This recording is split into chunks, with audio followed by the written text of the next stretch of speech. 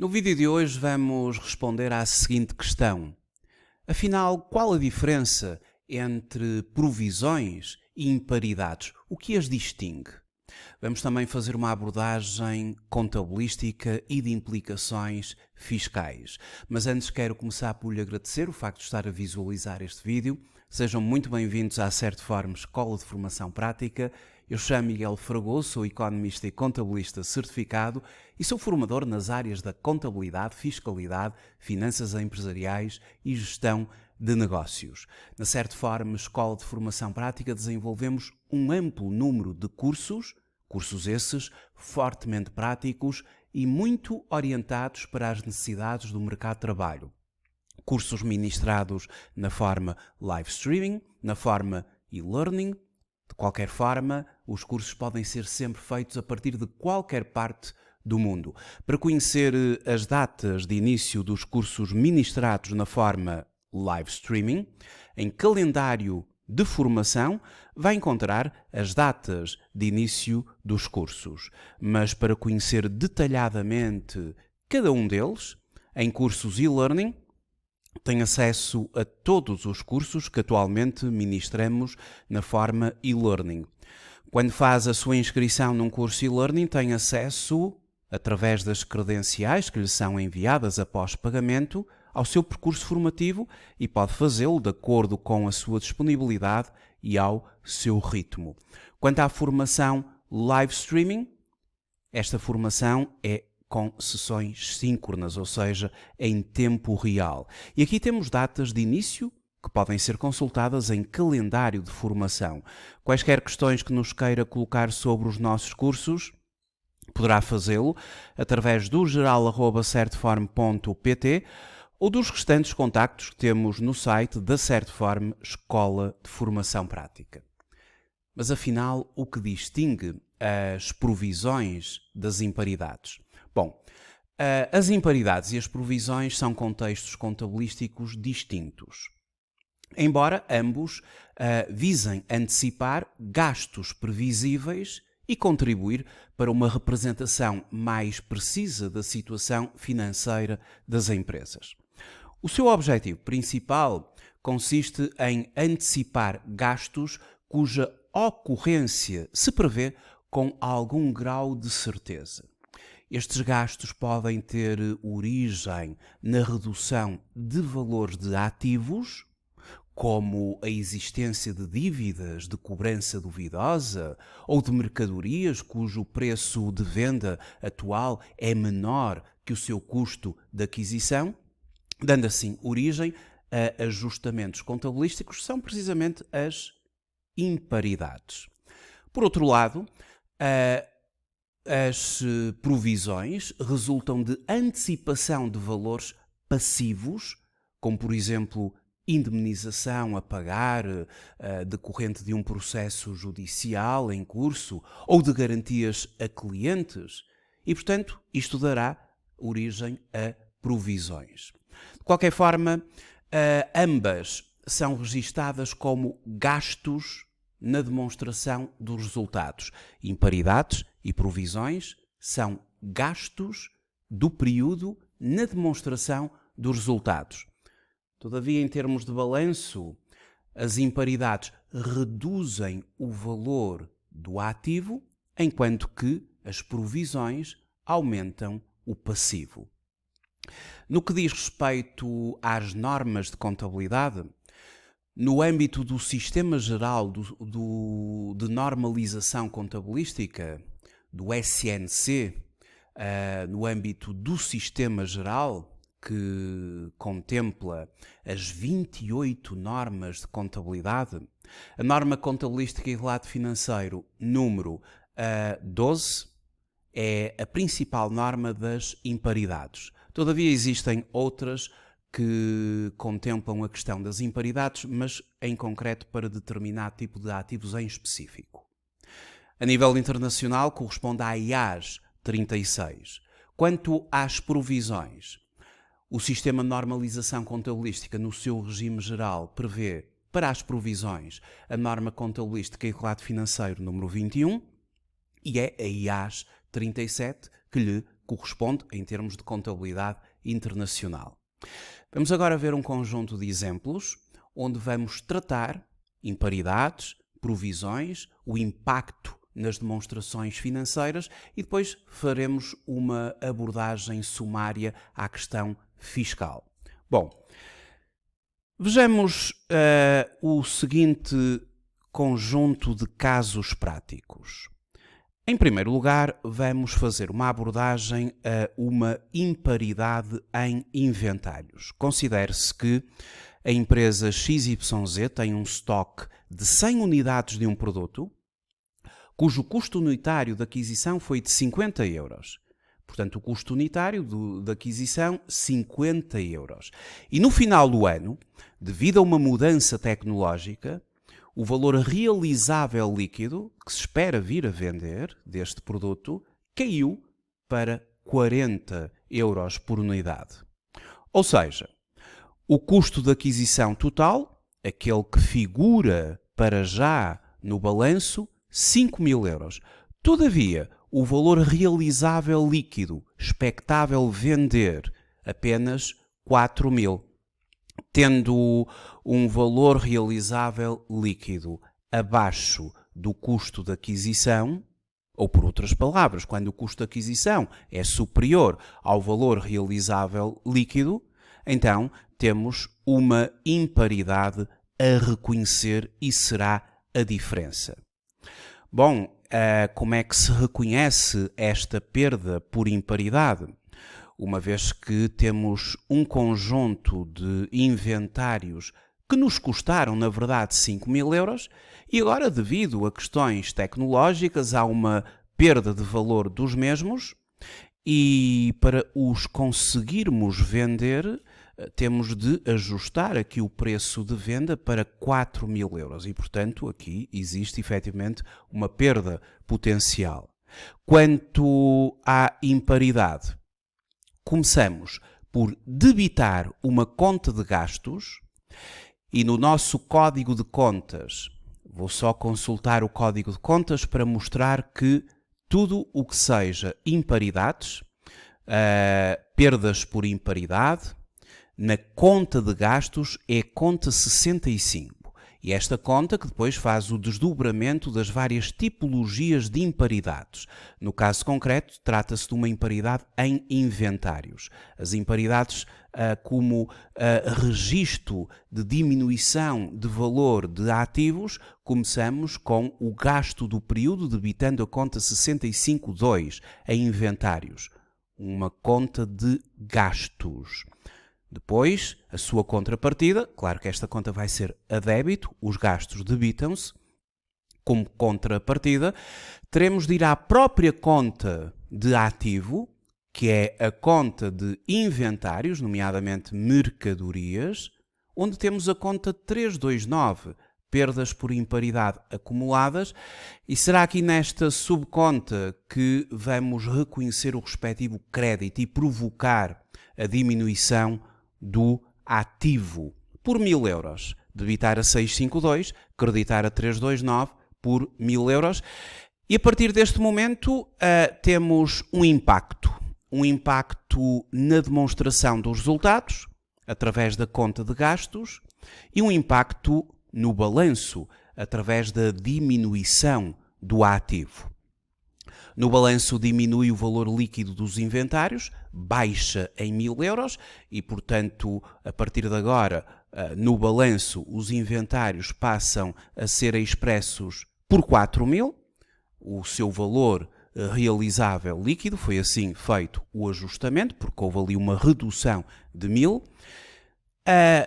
Ao nível da demonstração dos resultados, como nós tivemos um gasto, perdas por imparidade em inventários de 1.000, diminui o resultado contabilístico da empresa, o próprio resultado líquido, e como o resultado líquido faz ligação ao balanço, através do capital próprio, verifica-se uma diminuição do capital próprio da empresa. É fácil de mostrar.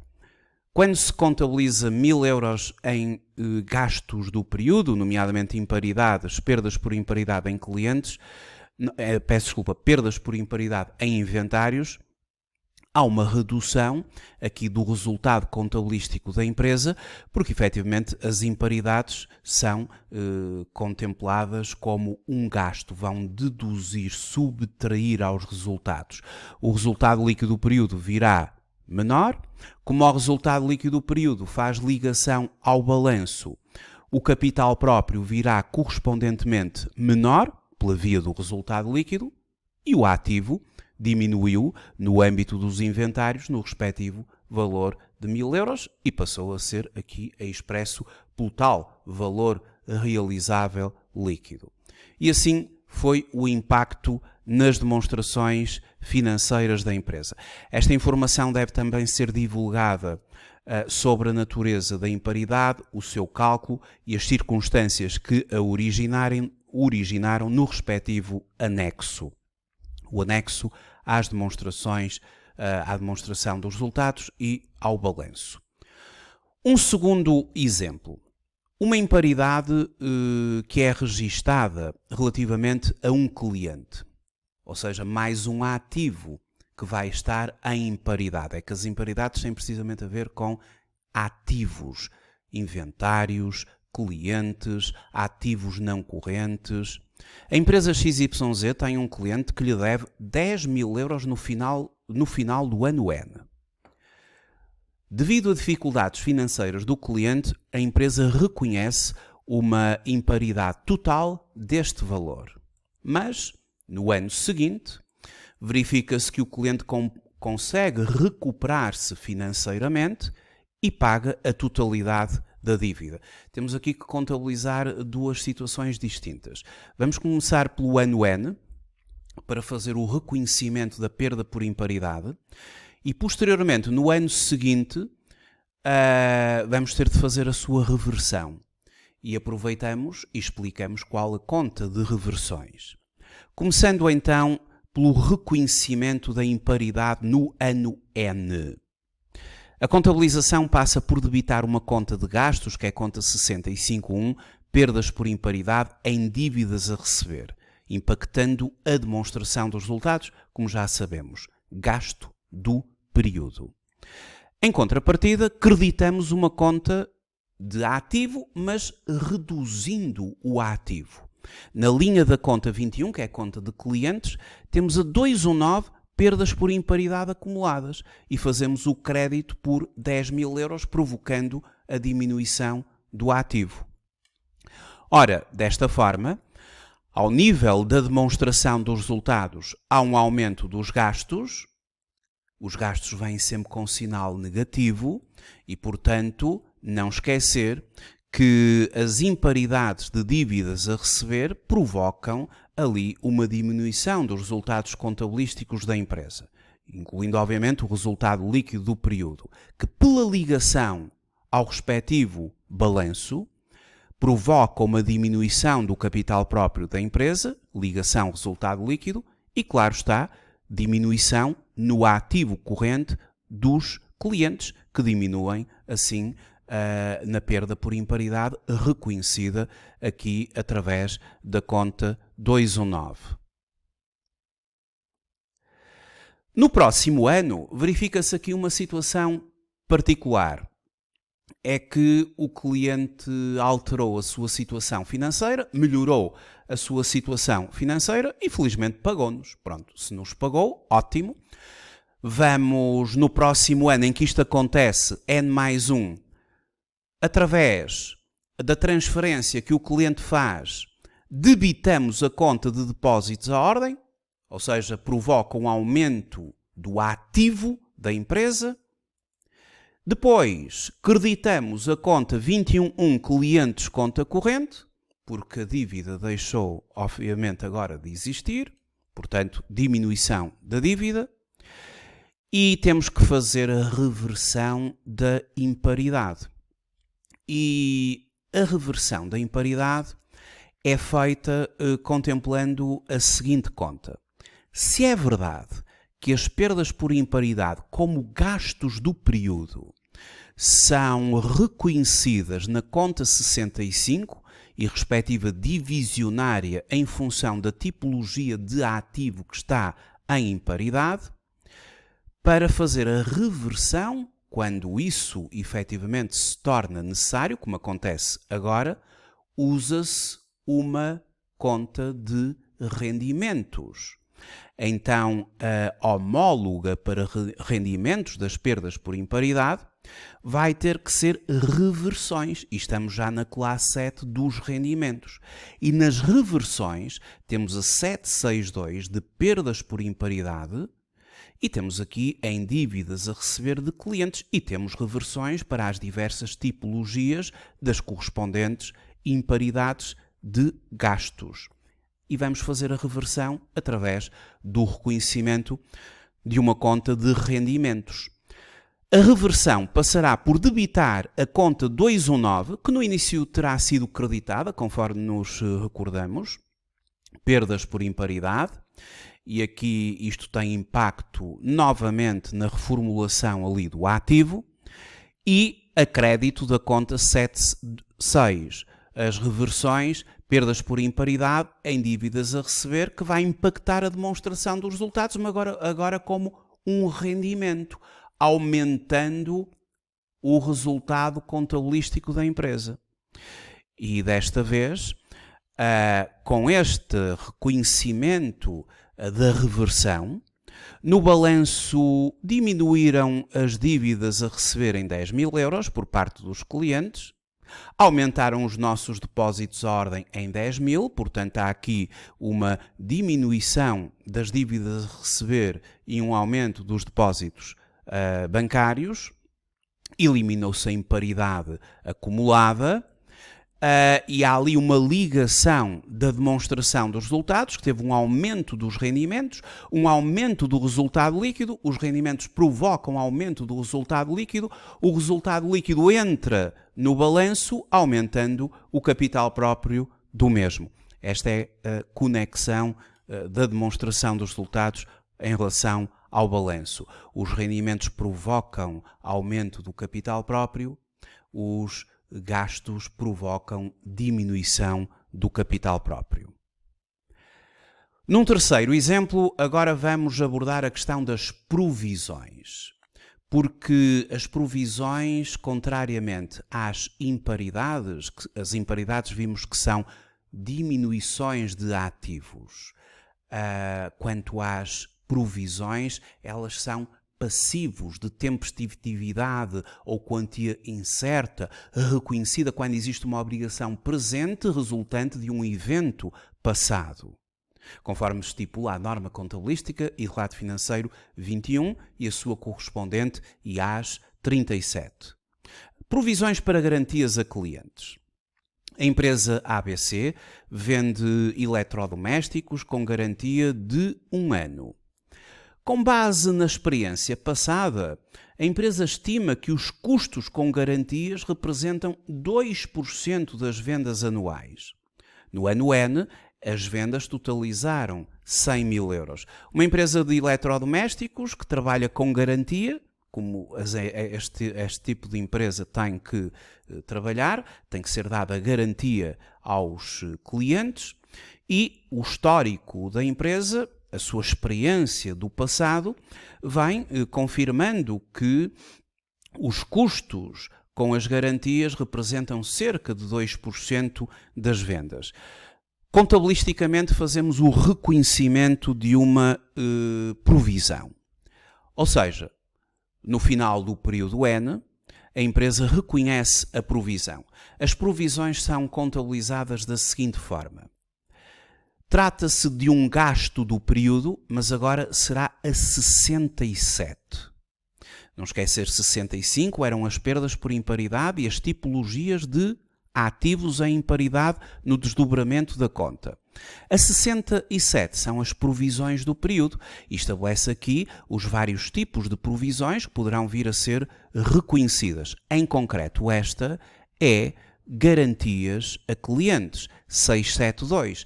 É um gasto do período, vai ser debitada esta conta, mas a contrapartida é num passivo. E o passivo do código de contas é através da conta 29, provisões. Então temos a conta 293, a conta 292, garantias a clientes. Então vamos ter de movimentar uma conta de gastos e uma conta de passivo, 29.2, garantias a clientes. Então assim fizemos, debitamos a conta 672, provisões do período, garantias a clientes, impactando a demonstração dos resultados, gastos do período, 2.000 euros, diminuição dos resultados contabilísticos da empresa, diminuição do próprio resultado líquido do período, e depois creditamos a conta 292 por o aumento do passivo. O passivo credita-se por aumentos, provisões, garantias a clientes, vai impactar o balanço no domínio do passivo 2.000, porque a estimativa era 2% do volume de vendas 2.000. Então, reforçando aqui o impacto nas demonstrações financeiras. Ao contabilizar na conta de gastos, vai ter impacto na demonstração dos resultados gastos do período em causa, provisões, provocando uma diminuição dos resultados contabilísticos da empresa, culminando com o próprio resultado líquido do período. Fazendo ligação ao respectivo balanço da empresa, como o resultado líquido do período diminuiu, provoca diminuição do capital próprio, pela via da diminuição do resultado líquido, todo o capital próprio aqui, há uma diminuição, e a contrapartida foi, desta vez, no passivo corrente, ou seja, peço desculpa, no passivo não corrente, sim é que está certo, no passivo não corrente, provisões, impactando ali o passivo da entidade no balanço. Ora, este foi o reconhecimento e que permite à empresa reconhecer antecipadamente os gastos prováveis com garantias relativas às vendas do período N, proporcionando uma imagem mais fiel da sua situação financeira e do seu desempenho no período. Vimos que, no que diz respeito às implicações nas demonstrações financeiras, quanto ao balanço, há um aumento do passivo das provisões em 2.000, não é? O passivo não corrente. Há uma diminuição do capital próprio em 2.000 devido à redução do resultado líquido do período, que advém da demonstração dos resultados, a qual houve um aumento dos gastos na rúbrica provisões e, consequentemente, uma diminuição do resultado líquido do período, tudo em 2.000 euros. O aumento do passivo é compensado pela diminuição do capital próprio, mantendo-se o equilíbrio do balanço, a equação fundamental do balanço. É que a diminuição do capital próprio ocorre indiretamente através da redução do resultado líquido, que é uma componente de capital próprio. Tudo isto tem que ser objeto de divulgações no anexo. Deve ser divulgada a informação sobre a natureza da provisão, bem como o seu cálculo. Para concluir, uma provisão para processo judicial em curso. Consideremos que a empresa XYZ está envolvida num processo judicial no ano N. E os seus advogados estimam, estimativa fiável, que há uma probabilidade significativa de perder o caso com uma indemnização estimada de 50.000 euros. Todavia, daqui por um ano, mas isto ainda não se sabia, não é? Estamos aqui no enunciado a dizer, no final do ano N+1, o processo foi arquivado e, afinal de contas, sem custos para a empresa. Temos aqui duas situações distintas, porque elas têm espectros temporais igualmente distintos. Comecemos pelo ano N, onde a estimativa dos advogados é que a empresa venha efetivamente a ter de suportar uma indemnização de um processo judicial em curso no montante de 50.000 euros. Uma obrigação legal, na base de uma estimativa fiável, que efetivamente provocará, assim se considerava, um exfluxo de recursos. Ora, à luz da norma 21, vamos proceder a um débito da conta 67.3, desta vez provisões do período, mas processos judiciais em curso, impacto na demonstração dos resultados e vamos creditar a conta 293 igualmente, mas agora a conta do passivo, provisões, processos judiciais em curso, impactando o balanço. 50 mil euros. Mas a verdade é que no balanço há um aumento do passivo na rúbrica de provisões, uma diminuição do capital próprio em 50 mil, porque o resultado líquido vem reduzido da demonstração dos resultados, uma vez que houve um aumento dos gastos na rúbrica provisões do período em 50 mil e, consequentemente, uma diminuição do resultado líquido do período em 50 mil euros. Não esquecer o anexo. Há que fazer aqui divulgação da natureza da provisão, o seu cálculo e as circunstâncias que a originaram. Não esquecer que o anexo é uma das demonstrações financeiras da empresa, naquilo a que se chama um conjunto completo de demonstrações financeiras. E agora, quando no ano N+1, afinal de contas, a empresa não suporta custos, porque o processo foi arquivado, vamos ter que fazer uma reversão da provisão.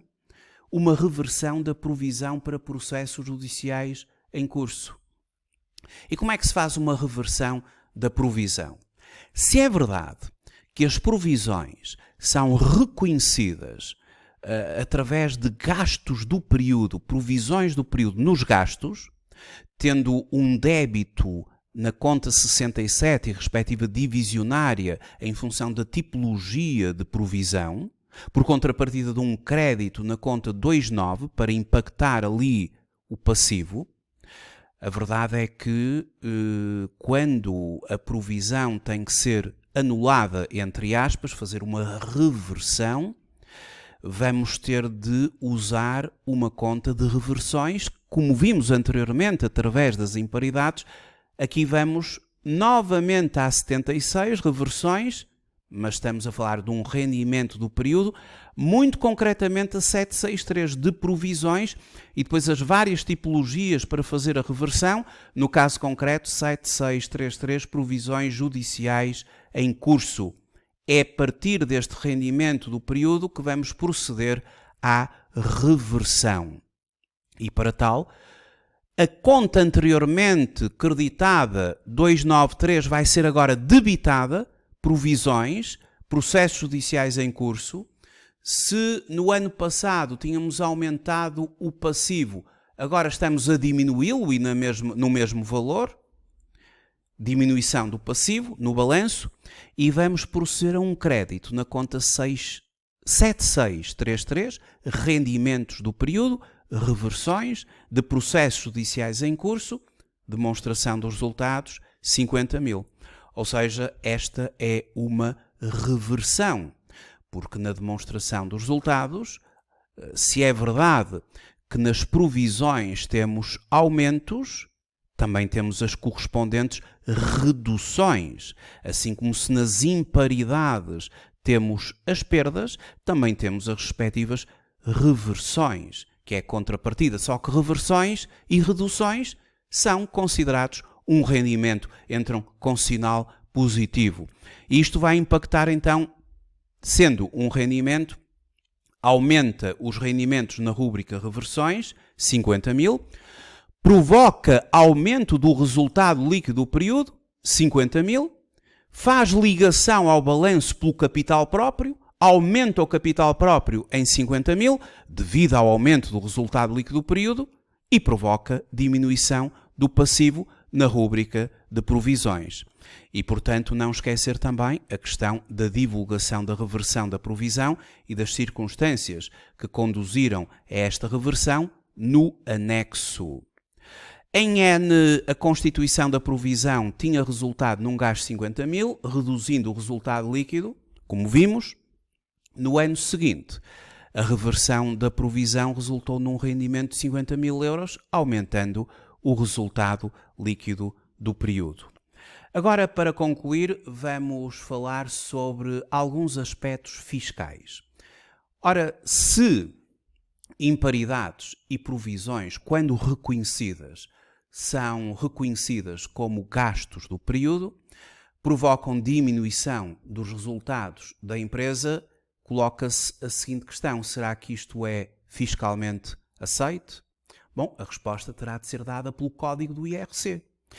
E ao nível do código do IRC, a nossa resposta, e agora consultando o código do IRC e de uma forma muito breve, ambas têm regras específicas no código do IRC, provisões e imparidades quanto à respectiva dedutibilidade. Por exemplo, no que concerne à questão dos inventários, das perdas por imparidade em inventários, temos de consultar sempre o artigo 28. Este artigo 28 das perdas por imparidade em inventários permite deduções em inventários, mas até há diferença entre o custo ou custo de aquisição e o valor realizável líquido. E foi isto que até nós fizemos naquele exemplo. E, portanto, naquele exemplo estavam, efetivamente, as regras a ser cumpridas. Havia ali uma sintonia entre o âmbito contabilístico e o âmbito fiscal. Quanto às perdas por imparidade em dívidas a receber e em créditos, aqui é o artigo 28A mais o artigo 28B que regulam esta matéria. E, portanto, a leitura destes artigos é fundamental, uma vez que eles abordam as imparidades no âmbito de dívidas a receber e permitem deduções, nomeadamente para créditos de cobrança duvidosa, mas há aqui um conjunto de percentagens máximas que são fiscalmente aceites em relação à morosidade desses créditos e um âmbito de regras a cumprir. E que terão efetivamente de ser cumpridas para que, eventualmente, se possa vir a considerar a aceitação fiscal das perdas por imparidade em clientes. Quanto às perdas por imparidade em ativos não correntes, aqui, no domínio desta matéria, teremos o artigo 31B, o qual estabelece assim, grosso modo, que podem ser aceitos como gastos fiscais as perdas por imparidade em ativos não correntes provenientes de causas anormais comprovadas, designadamente desastres, fenómenos naturais, inovações técnicas excepcionalmente rápidas ou alterações significativas com efeito adverso no contexto legal, mas tudo isto, caso seja possível vir a ser efetivamente aceite, terá de haver um requerimento e uma aprovação por parte da autoridade tributária. Quanto às provisões, as provisões estão reguladas no artigo 39, as provisões fiscalmente dedutíveis.